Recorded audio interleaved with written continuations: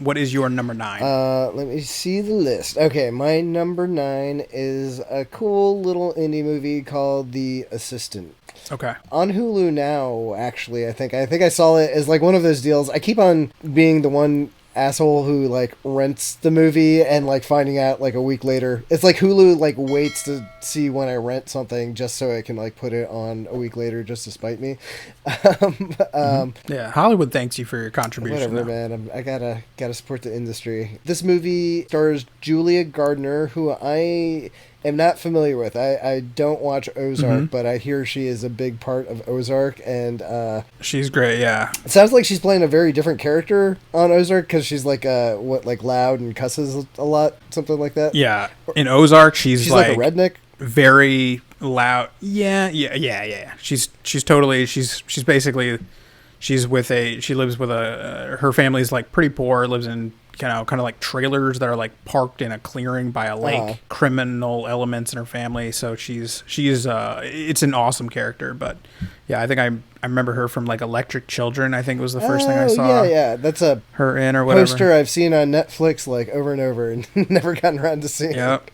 It's got one of the Culkins in it. I can't remember which one. It's not Macaulay, but yeah. Nice. Well, so it sounds like. So this is the Harvey Weinstein movie, right? Yeah. This is basically what it is. It's So Julia Gardner's her character in this sounds like polar opposite of whatever she plays in Ozark.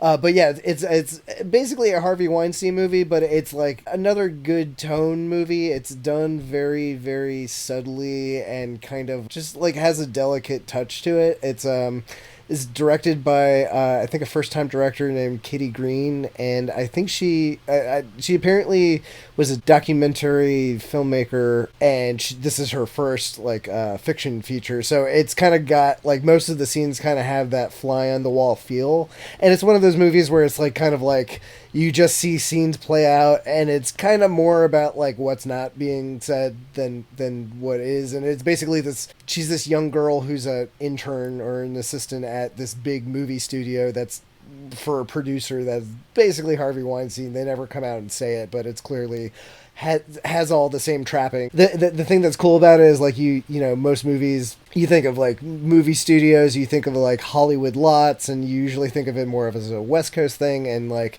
the fact that it's just like set in like a cold New York kind of crowded, just regular office building, kind of like it feels very realistic, and it's all just takes place over one day, like, and it's all just like basically follows her as she goes about her daily chores of the day. And the cool thing is it's like a lot of mundane shit. It's all her like getting people coffee and making sure that she's got the right people's resumes photocopied, and one of the first things you see her do is like when she comes in the office at 5 a.m, she's got to go into the producer's office to scrub the jizz out of the couch and everything like that. But that's mixed in with the coffee and everything like that, and the fact that it's all done with just like the same nonchalance is very cool. And you kind of just get a look into her character too. Like she's like she has to say a lot without saying things, so it's like she's very clearly conflicted about this job, and she's very alone. And for anyone that's had shitty intern jobs, this definitely kind of, I feel like, will speak to you a little bit, especially New York internship. I feel like that's a specific thing all into itself and everything. So not like anything super thrillery or whatever, but it's very unique.